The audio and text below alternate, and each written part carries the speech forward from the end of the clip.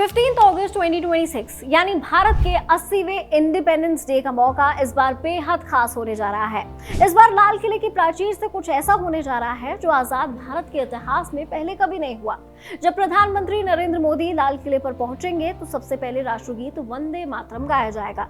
इसके बाद प्रधानमंत्री फ्लैग होस्टिंग करेंगे और राष्ट्रगान जन गण मन की धुन बजेगी।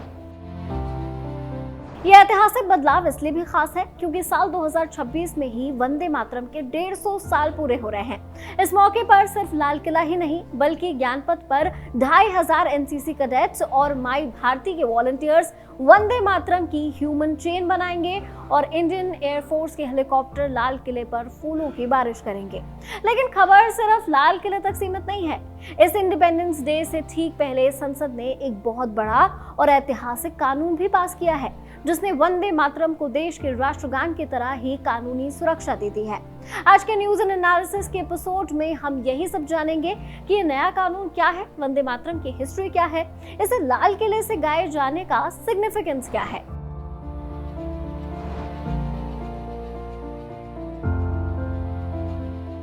हाल ही में संसद ने prevention of insults to national honour amendment bill 2026 को मंजूरी दे दी है। ये नया कानून 1971 के पुराने prevention of insults to national honour act, Hindi में बताएं तो राष्ट्र गौरव अपमान निवारण अधिनियम में संशोधन करता है। अब तक 1971 के कानून में सिर्फ 3 ही चीजों के अपमान या उनको रोकने पर कानूनी सजा का प्रावधान था। पहले नेशनल फ्लैग यानी तिरंगा, दूसरा भारत का संविधान और तीसरा राष्ट्रगान यानी जन गण मन।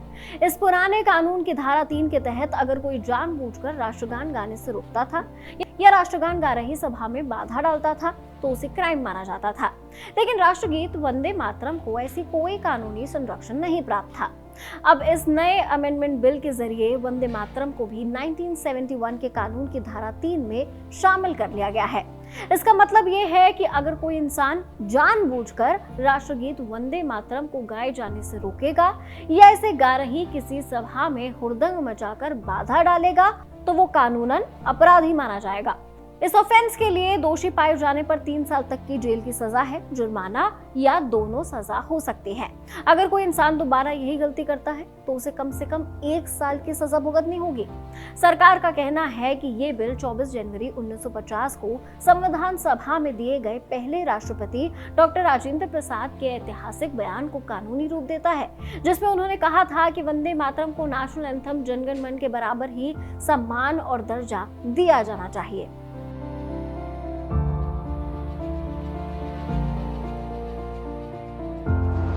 वंदे मातरम सिर्फ एक गीत नहीं है, ये भारत की आजादी की लड़ाई के सबसे बड़े हथियारों में से एक था। इसके इर्द गिर्द भारत की आजादी के इतिहास ने शेप ली है। इसकी जर्नी भी काफी रोचक रही है।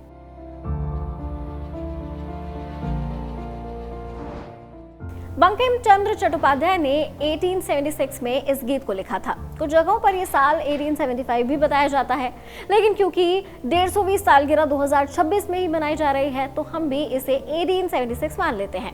बंकिम चंद्र चटर्जी ने जब इसे लिखा था तब वो सरकारी अफसर थे। उन्होंने इसे संस्कृत और बंगला भाषा के मेल से तैयार किया था। शुरुआत में इसमें 6 छंद यानी स्टैंजास थे, जिसमें भारत माता की सुंदरता, उनकी नदियां, हरे भरे खेतों और शक्ति का महिमा मंडन किया गया था। 1876 में लिखे जाने के बाद ये गीत कई सालों तक बंकिम चंद्र की नोटबुक में धूल खाता रहा। 1882 में जब बंकिम चंद्र ने अपना महाफेमस बांग्ला उपन्यास आनंद मठ पब्लिश किया तो इस गीत के दिन भी बहुरे। उन्होंने इस गीत को इस उपन्यास में शामिल कर लिया। इस नॉवेल में ये गाना सन्यासी रिबेलियन के दौरान देशभक्तों के लिए एक अल्टीमेट मोटिवेशनल एंथम बन जाता है, जो कि असल में ये आगे चलकर बना भी देशभक्तों के लिए मोटिवेशनल एंथम। फिर 1896 में ये गीत किताब से निकलकर मंच तक पहुंचा। 1896 में इंडियन नेशनल कांग्रेस का कोलकाता में अधिवेशन शुरू हुआ। वहां पहली बार इस गीत को पॉलिटिकल स्टेज से गाया गया। इसे गाने वाले कोई और नहीं बल्कि खुद गुरुदेव रविंद्रनाथ टैगोर थे। एक बहुत ही खूबसूरत धुन में ढालकर इसे गाया गया। 1905 में जब अंग्रेजों ने बंगाल का पार्टीशन किया तो वंदे मातरम रातों रात पूरे देश का सबसे बड़ा क्रांति मंत्र बन गया। सन्यासी, स्टूडेंट्स, क्रांतिकारी और आम जनता सड़कों पर अंग्रेजों की लाठियों और गोलियों का सामना करते हुए सिर्फ वंदे मातरम का नारा लगाते थे। अंग्रेजों ने इस गीत को पब्लिकली गाने पर पूरी तरह पाबंदी लगा दी थी। इसे गाने वालों को जेल में डाल दिया जाता था।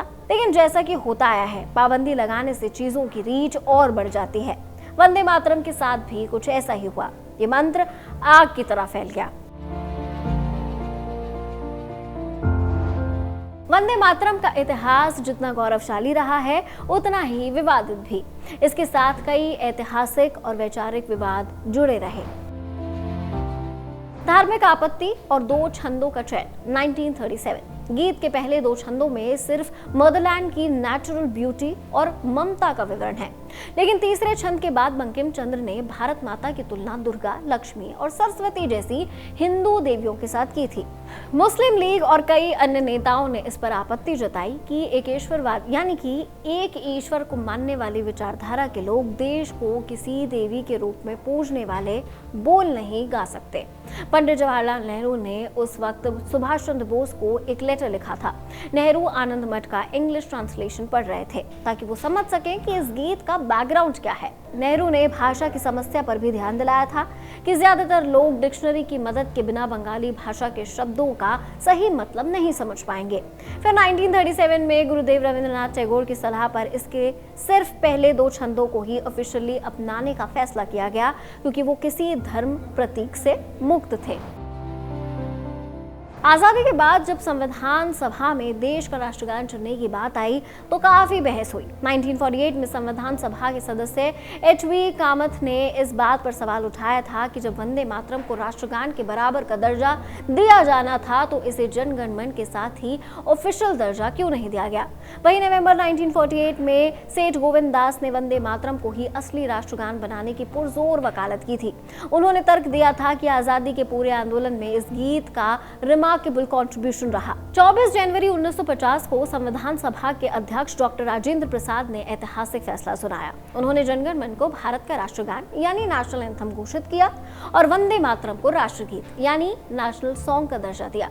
उन्होंने साफ कहा कि आजादी की लड़ाई में ऐतिहासिक भूमिका निभाने की वजह से वंदे मातरम को जनगण मन के बराबर ही सम्मान दिया जाए।